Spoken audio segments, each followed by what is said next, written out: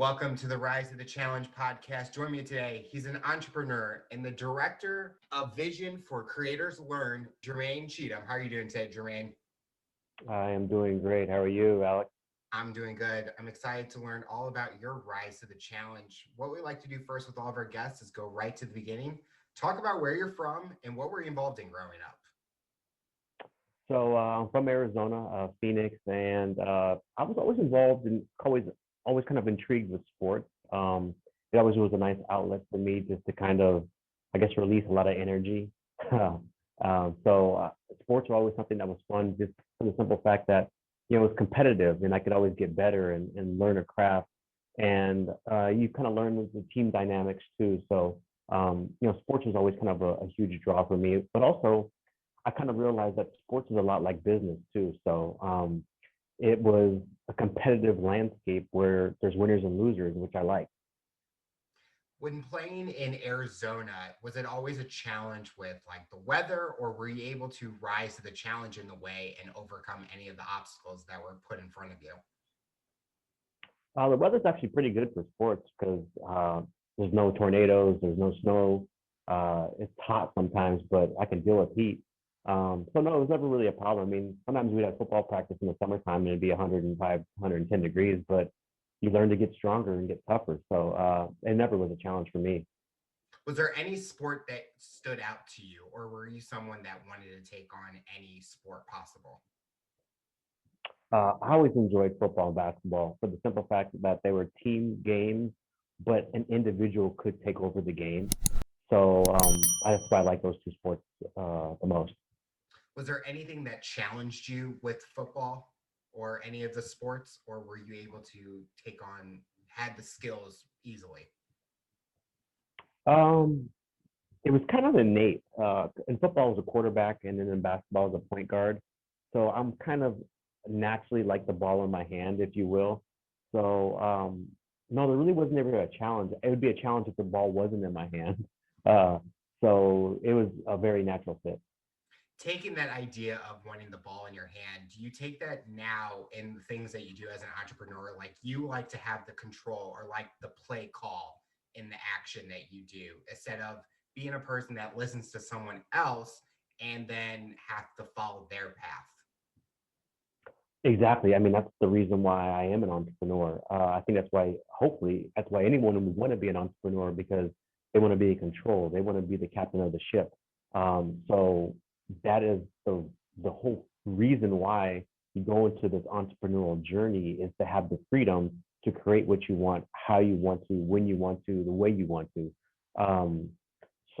That's to me the number one reason why I'm an entrepreneur is the freedom that it gives me to create what I want without anybody controlling and telling me how to do it, when to do it, and what way to do it. I think that's what I like about like solo projects in a way. You have full control of what you're doing. And sometimes when you have a team that sometimes people don't carry their weight in a way and you have to take on that slack and fulfill their role and being able to accomplish all the things that you're supposed to be doing. So it's almost like what I do now with this show. I'm a one person doing it, but I have full control in the idea and the creative aspect of everything that happens. So I totally agree with what you say with about the entrepreneurial journey and what you're wanting to accomplish. Yeah, it's kind of cool because like you were saying, you can take other people's ideas and thoughts, but then you decide, what is good about it, and then you can kind of mold it into your own narrative and your own language and you can own it in your own way, and then create what you want from there. Growing up, did you have any inspirations or anyone that motivated you? Um, I guess just myself. Uh, and what I mean by that is my motivation was the fact that I was always scared, and then I was always, uh, I guess I just felt kind of lost in general. And so the motivation was, how can I figure out what this life is about? Like, what's the truth about this life? What's the truth about myself? And so my motivation was always, let's test myself. Let's, let's listen to these weird narratives I have about myself, and I talk about myself to myself, and let's see if these are actually even true or if they're just ideas. And so that's how I even got involved in sales, because I used to think I was a bad communicator. I used to think people didn't like me, people wouldn't accept me. And so I said, well, let's see if this is true. What's the best way to test this? Let's go do door-to-door sales. Let's go make 300 cold calls and see if people receive me, because you're gonna know real quick in sales because you get kicked in the teeth. Do they like you? Are you lovable? Are you enough? And I realized that those stories I was telling myself were just again like that. They're just stories. So I changed the story. I changed the story to, everybody loves me, everybody accepts me, everybody wants to work with me. And you start manifesting that in the world. So my inspiration and my motivation was always to challenge my fears. And so that's what I've always done, and that's what I do to this day. Was there a specific moment that you thought, I'm lost, or I need someone or something to help me get on that path, where you're able to overcome those fears? Um, no, the fears never go away. Uh, till the day you die, they'll always be there. There's always something new that I'm going to be scared of, or fearful of, or apprehensive about, or uncomfortable about today. And the key is just recognizing, oh, I'm fearful about that. Maybe I should move towards that. And what can I do to defy that fear? So it's not like one particular thing. I think it always comes down to, in general, for humans, it comes down to a lack of feeling like worthy, accepted, or are you enough? Am I lovable for other people to accept me? And I think really what that comes down to, like subconsciously, is I think we don't realize it, but I think the world and life is so amazing and such so awe-inspiring. We almost feel like we don't deserve to have this opportunity to live life, to experience this.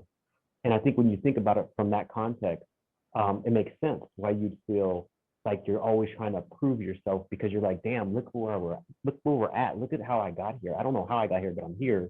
I get to experience this. And instead of us looking at it as a blessing, we almost look at it as, well, I don't deserve this opportunity. This is all subconsciously happening. So yeah, I think that's kind of the crux of, and that's why religion does so well. I mean, it's this idea of you're enough as you are. And so I've always used, for me, business as a vehicle for me to express my opportunity here. Because like, if I'm going to be here, I might as well create something and build something and do something and create freedom for myself and others, and like enjoy life to the fullest. I mean, to me, my number one goal in life is to enjoy it. That's it. I don't have any other goals. So that was kind of a long-winded response.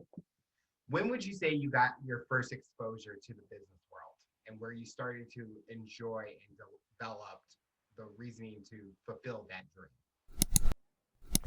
My first experience was my first job, which was, I wanted some money to buy, basketball and baseball cards and bubble gum. So my mom says, well, you better get some money. You better figure this out. That's like the best advice you could ever have, because uh, that's the way life is. Figure it out. And so I went to my neighbor, and she was like 80 years old. And I said, hey, can I help out in your yard? And you'll pay me. So she said, great. So I was slaving away over there for, every Saturday and Sunday. She'd pay me, I don't even know, $3, $4 an hour or whatever it was. And I realized I could take that money and go buy stuff and buy goods and things I liked and get my bubble gum and get my cards. And I was extremely happy, because I realized, huh, I do something for somebody else and they give me something in return. It's like click a light on that. Oh, so this is how the world works. You put forth effort and you help someone else, and then they help you out. And so that was kind of the first experience with it. And then it's just kind of morphed from there. But I didn't want to go pick her weeds, but I knew I wanted baseball cards and I knew I wanted bubble gum. So I had to make a sacrifice where, okay, I'll sacrifice my time to go do this. But I learned, like, oh, this is how the world works. This is how things operate. And I was maybe, I don't know, 10 or 9.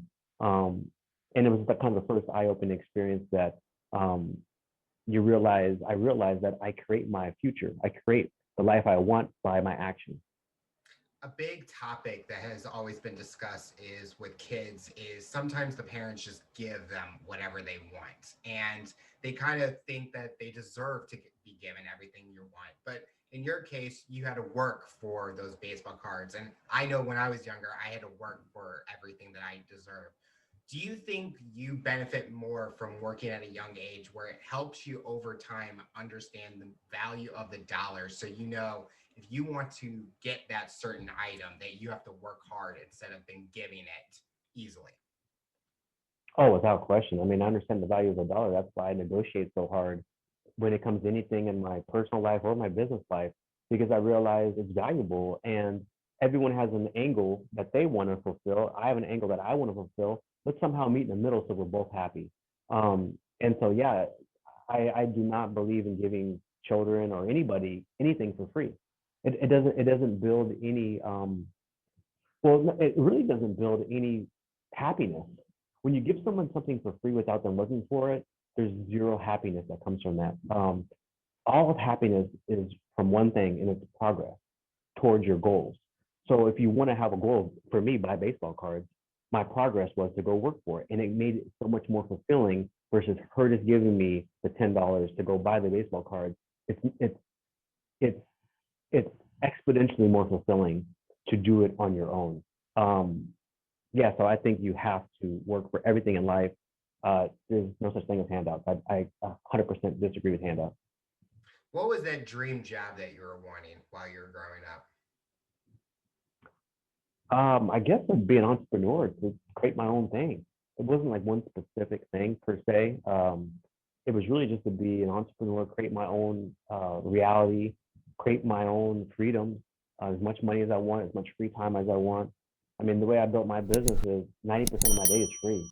I make as much as I want. I learn how to leverage money. I learn how to leverage relationships. I learn how to um, just live the life I want to enjoy, like we said earlier. So that was always kind of the goal, is to be in business and to be an entrepreneur. So, what was next for you? How were you able to get to being an entrepreneur? Did you go through education or did you go right into the job force? Yeah, so it's funny. I went to school and I was trying to get into like an entrepreneurship program, and I didn't get in. They didn't accept me. Apparently, I didn't cut it. So I said, okay, well, that's fine. What's the best next thing? And so instead of learning theory in a classroom, I took an opportunity to learn practical skills in actually becoming an entrepreneur. So I started a painting business. And you're not going to learn how to be an entrepreneur in the classroom. It just doesn't work that way. So it was actually a blessing in the sky. So I started my painting business when I was in college, and I learned how to go door to door and talk to people. And hey, can I give you a free estimate? I'm a college student. Da da da da da. And I did that all summer, and it was great because I realized again that go get what you want. Don't try to learn from somebody how to become an entrepreneur. Entrepreneurs are built in the street. They're built with the dirt on their hands. And so that was like a huge opportunity that I realized I didn't know I was looking for. I thought, oh, teach me how to become an entrepreneur versus, oh, just go into the fire and go learn how to do it. So that was an awesome experience.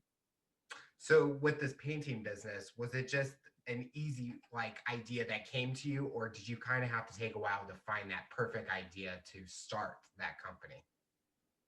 No, it was just an idea that they came and talked to me at one of my classes about this opportunity to do this painting entrepreneurship program where you own your own painting company. And I was like, well, hell yeah, because they said I'm not good enough to be an entrepreneur in this classroom. Maybe I'll be good enough in the real world. That's how I'll really learn. So I jumped at it as soon as I can because I realized that was an opportunity, even though I didn't want to go door to door, even though I was insecure. Um, I knew again my fear. I had to defy that fear. With not having that program be able to access it, what was it challenging about going to college? Was it not being able to learn exactly what you need to have in the real world, or were you able to kind of change it, the outlook, and be able to take all that you could absorb? Far as the college the painting experience, I mean I didn't really learn anything in college as far as the classroom. To be honest with you, only thing I learned in college was how to be resourceful. I learned how to to socialize with people, how to communicate with people. But yeah, as far as uh, college really wasn't all that beneficial to me as far as the classroom stuff. Did you have a support system during this time, or were you basically going solo throughout the whole journey? As far as college or the business, or what do you mean? Both, because sometimes people have that, and sometimes they don't have that support system to back them up to be able to fulfill what they want. Or did you have that support system behind you? Yeah, I mean, I would say I had a support system. I mean, my family always supported me, whatever I did. Sometimes people would be fearful because, everyone has a different journey, and some people aren't entrepreneurs. So when they hear you're going to be an entrepreneur, they're fearful because they value security when I value freedom. So, but I really never. I would say I had a support system, but at the end of the day, I'm the support system as far as I have to have the fortitude and the belief in myself. It's kind of like I really don't believe in like following leaders. I don't believe in leadership. I believe in you are the leader because you have to lead yourself. So I, support systems are important, but they're not the end all be all. During this time, personally, were you able to have that freedom, and what were you doing with that freedom that you had? I don't know if I quite follow your question.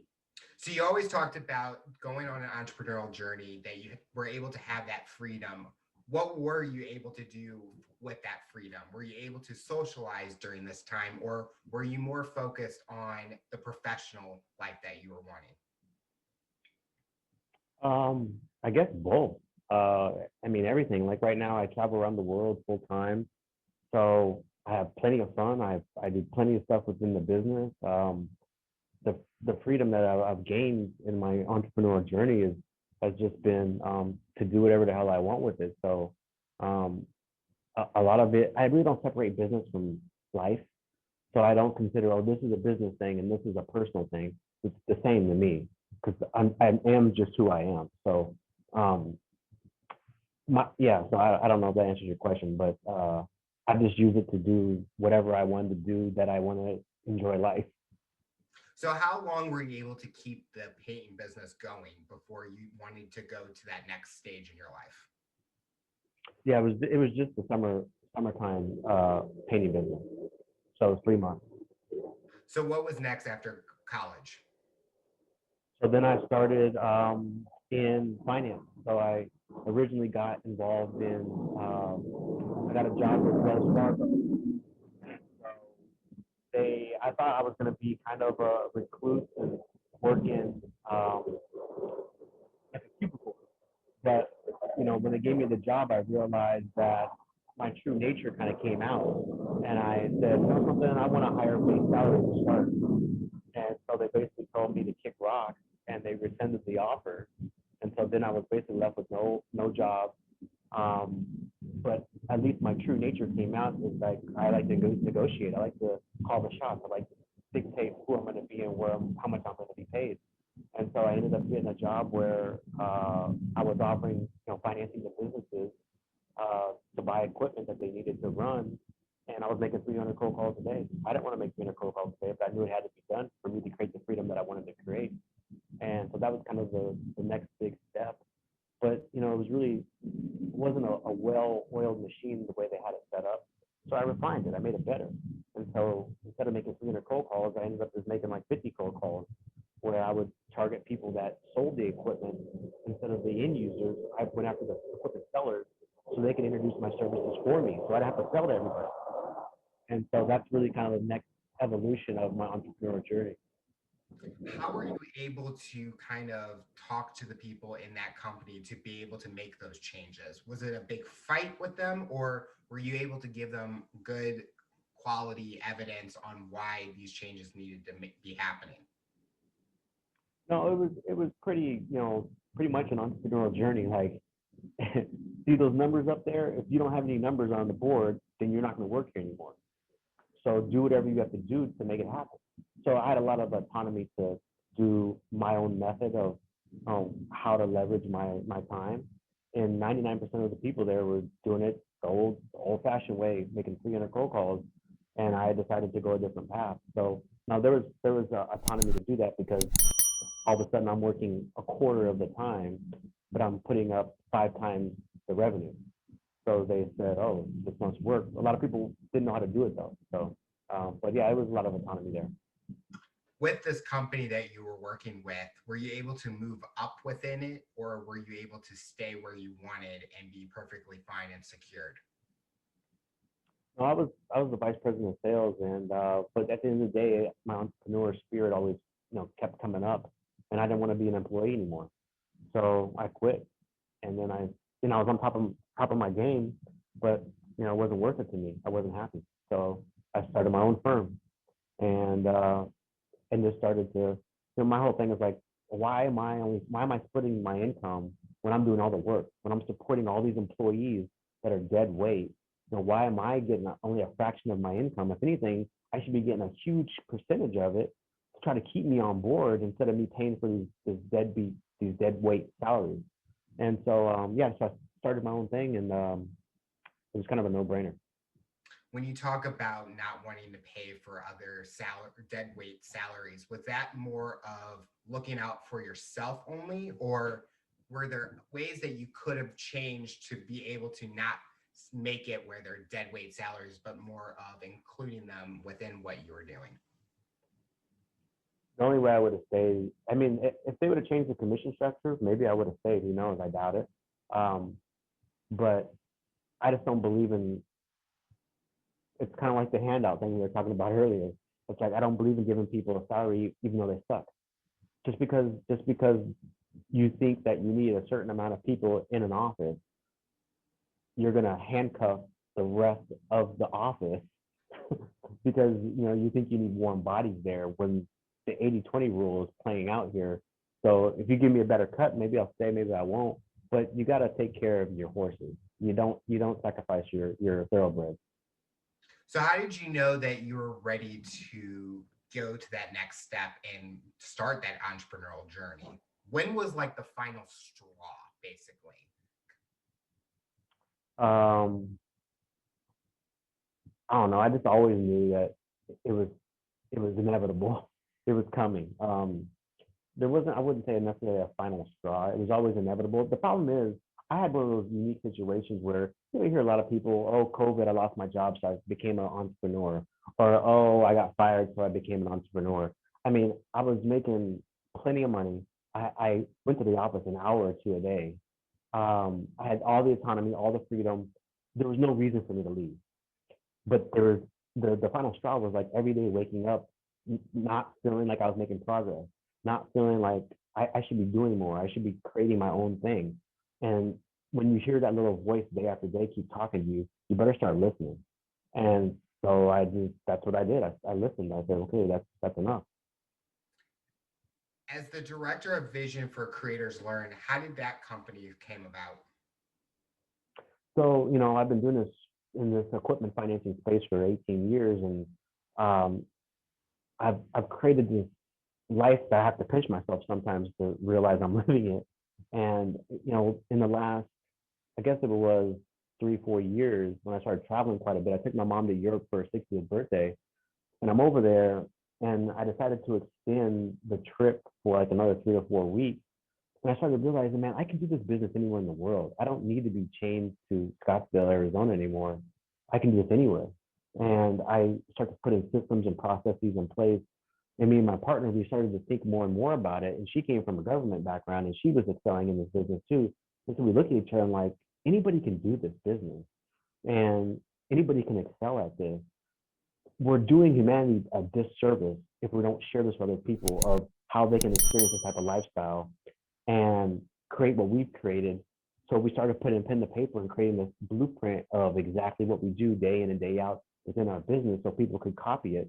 And so that's what Creators Learn is all about is people can learn this business model of, of partnering with equipment sellers to send them their financing business. Instead of chasing, you're actually receiving.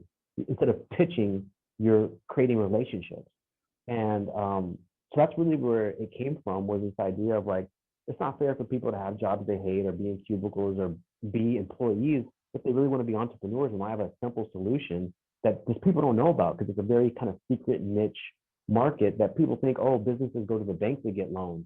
No, they don't. Banks are lazy. Banks want to do a $50 million deal. They don't want to do a $50,000 deal. That's where we come into play. And so our whole thing is like, let's educate people that want it, and let's help them become free and liberated the way we are. If you had to take your business model and compare it to a company that's doing it right now, is there someone that's similar, or are you guys coming up with something that's completely not out there yet? Well, within this space, it's not out there. I guess if I had to compare it to something similar, I guess I would say kind of like, I guess, the way the mortgage industry works to a certain degree, where the mortgage brokers will go after the lenders to say, hey, if you have someone that needs funding, send them to me. So it's kind of somewhere along that vein. I think people in the mortgage industry understand kind of what we do, the way we target equipment sellers. So when their buyers want to buy their equipment, they have, hey, it's $500 a month instead of 30 grand. So I think that's the only one that I could compare it to. But within this space, it's very archaic. There's a lot of chasing in this space, regardless of if it's a merchant cash advance or any type of financial product. Everyone's chasing the end user of the fund instead of going after a more strategic approach where you're talking to people that are in the ear of the people that need the fund. When you extended that trip, what did it do mentally for you? It just made me feel like I'm not, again, I don't want to be, I want to be free. So, I had monetary success, but I was still somewhat not free because I had to be stuck to a location. And so now the world is my home. I'm Hong Kong or Thailand, or now I'm in Malaysia, or I've spent weeks in New York. I've spent time in Italy. I mean, wherever I want to go is my office or my home. And so it has made me feel that much more empowered to do this and to teach other people about this model. Do you feel during this pandemic, companies are realizing that kind of idea where people could work wherever they want because they feel that they're still going to get the best results out of their employees? Or do you feel that they should do like a hybrid version where you go in the office and not in the office? I mean, every entity is a little different, so it's going to depend on their culture. I think the smartest thing to do is some type of hybrid where, um, I don't know, 80% of it is remote. And then maybe you meet once a month or once a quarter just to, have a face and have some type of camaraderie and some type of morale. So it's bigger than just yourself. Because Zoom only goes so far, I would say. And it would be better for the budget because you're not spending all this money on travel. Maybe just once a quarter or once a month, everybody gets together in a, planned location where everyone's kind of around. But also, I think it's really important that you see clear as a CEO or as a owner who's really contributing to the organization and who's not, because you're not clouded by the posturing in the office. Oh, I like Todd. Oh, I like Sarah. So I can't get rid of them. But when you look at the numbers black and white on a piece of paper and you see what they're bringing in without them being around to influence you into posture, you're saying, oh, Sarah and Todd suck. They're not bringing in anything. I would only had an affinity towards them because they were in my physical presence and they were kissing my ass. But now that they're not kissing my ass because they can't, I see clearly what they bring to the company, so they have to go. And I think it's going to cut a lot of fat from companies. And unfortunately, fortunately, it's going to make people become better. Hopefully, hopefully they up their game, up their skills, up their personality. Whatever it takes for them to become authentically themselves. So I think it's a net good for everybody. So you talked about you had the freedom to travel to all these places and now you're in Malaysia. What brought you to Malaysia and what sticks out to you and what you enjoyed about being there? It was just kind of luck that brought me to Malaysia. I was supposed to be here for a weekend initially, and then I ended up staying a month because I found this really sick condo in KL, but then COVID struck, and so lockdown happened, and so I was like, okay, I can go back to the States, and no thanks, too much nonsense, and then I could go to Europe, but everything is kind of in flux, and I don't want to be stuck somewhere where it's locked down, where it's cold or shitty. And so I'm like, well, let's stay in Malaysia because it's great. You know, everything's open. There's a beach. It's beautiful weather. People are great. Um, so I've been very happy to be here. It's kind of a sleeper country. I don't think people really realize how Western it is. It's just like the States, but without all the friction, I guess you'd say. And a lot of that friction is just the media trying to pit each other against each other so they have eyeballs. Because I've done road trips in the states and I've been to all the states, and 99.9% of people are cool. There's not all this animosity that the media wants you to think there is. Um, so yeah, so Malaysia was kind of by accident, but yeah, it's great. So I don't know, you know, where we'll go next. Maybe Thailand, or we're thinking maybe Georgia or Europe. So just, you know, kind of waiting to see what happens with. I don't want to be anywhere cold. So I'm totally the same. Do you feel that this has given you the opportunity to learn about the different cultures in the world that you may not have had the chance if you were still in Scottsdale, Arizona? yeah, without question. Yeah, you learn a lot about how cultures are, and you learn a lot about your culture of, you know, America. How it's you know, it's just kind of funny. A lot of groupthink. You kind of see groupthink more clearly, and you can see the storm a little bit more clearly when you're not in the storm. You can actually say, "Oh, there's a storm over there."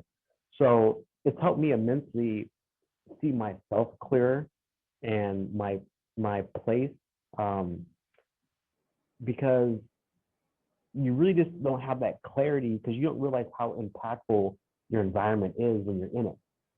So by me seeing clearly, you know, your country, your friends, your family, the influences, your church, whatever it is that's influencing you, you don't realize how much that was influencing you until you're out of it.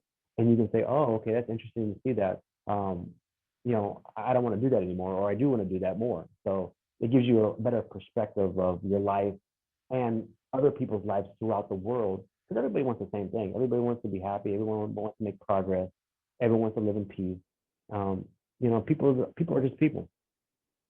Do you feel the things that you're doing right now is what you're going to be doing 5 years from now? Or do you always have that entrepreneurial mind where that next idea is coming about? I always have the entrepreneurial mind. And my whole thing is like I just believe in being excellent in the moment. I don't believe in goals. I think goals are for chasers and losers, to be honest with you, because then you're always perpetually unfulfilled. You get to your goal, now you have to make another goal, or you don't get to your goal, now you beat yourself up because you didn't get to your goal. It's a lose lose situation. Instead of, I just take every opportunity I get in front of me and I just execute it to perfection if I can, to the best of my ability. So I believe more in excellence in the moment, and whatever that leads to, so be it. And I know that always leads to great things. So I just, you know, pay attention to what opportunities are laid at my feet, and then I execute on those opportunities, and then whatever happens from that, so be it. For someone that's listening to this interview, the final question I'll ask you: what tips or advice would you give someone to overcome obstacles, accomplish their goals, and rise to the challenge?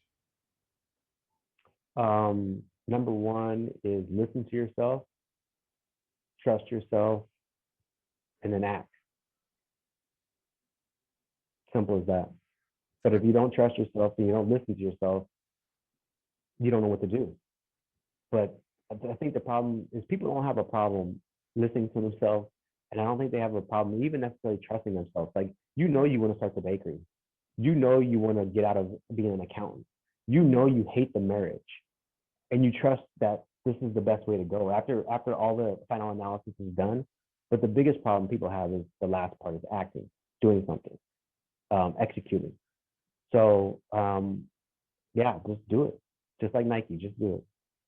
I think that brings up a great point where people have a hard time doing the action. I think they always need someone to kind of guide them to it instead of just go for it and take those risks and don't regret anything. I think during this pandemic time, a lot of people have had that time to kind of reflect on what's going on in their life and say, is there anything I could change and make those changes to make it happen, basically? Yeah, exactly. I think it's important that don't use the pandemic as a scapegoat for the reason in the future of, oh, well, yeah, I did that because of pandemic. I mean, be proactive in how you want to create your life. Be proactive in taking the steps that mold your future self. Don't wait for something from the outside to come kick you in the teeth. And then you're like, oh, maybe I should find a better job. Oh, maybe I should find a better life. No one wants to live a reactive life. Be a proactive creator of your future. Well, Jermane, I want to thank you so much for coming on the show and talking about your Rise to the Challenge. We're excited to see what the future looks like for you, and you have inspired so many people during this time. Hey, thanks, Alex.